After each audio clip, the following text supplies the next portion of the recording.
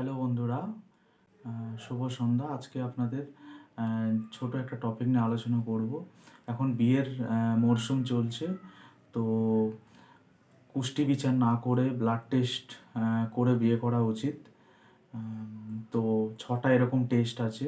সেই টেস্টগুলো করলে যে আমাদের বংশগত যেসব রোগ, জেনেটিক যেসব রোগ আছে, সেগুলোকে আমরা চিরতরে নির্মূল করতে পারি এবং পরবর্তী প্রজন্ম যে আসবে সেগুলোকে আমরা বাঁচাতে পারি। তো ফার্স্ট হচ্ছে থ্যালাসেমিয়া টেস্ট। এক্ষেত্রে হিমোগ্লোবিন প্রোডাকশান কমে যায়, বাচ্চা চিররুগ্ন হয়ে যায় এবং ডেভেলপ বাচ্চার যে বাচ্চার যে ডিলে মাইলস্টোন হয়। 2 নম্বর হচ্ছে সিকেল সেল অ্যানিমিয়া। এক্ষেত্রে হিমোগ্লোবিনগুলো কাস্তের মতো হয়। তো এক্ষেত্রে ঠিকঠাক ব্লাড প্রোডাকশান হয় না। এক্ষেত্রেও বাচ্চা চিররুগ্ন হয়ে যায়। এটাও একটা অন টাইপ অফ জেনেটিক রোগ।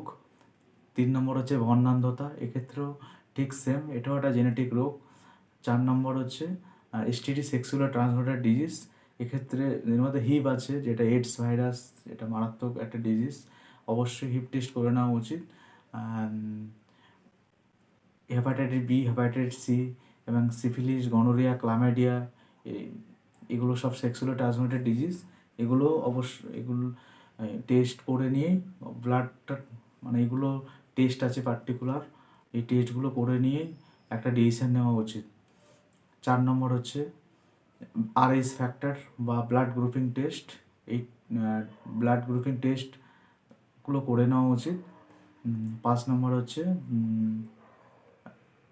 মেয়েদের পেলভিক রিজিয়নের লোয়ার পোর্শনের ইউএসজি করে নেওয়া উচিত। ছেলেদের সিমেন্ট টেস্ট করে নেওয়া উচিত। এগুলো করে কনফার্ম হয়ে বিয়েটা করা উচিত, বা ভালো একটা গাইনোকোলজি ডক্টরের শরণাপন্ন হয়ে আপনাদের মানে লাইফের একটা ইম্পর্টেন্ট যে বিয়ে, সেটা করা উচিত। নমস্কার, ভালো থাকবেন।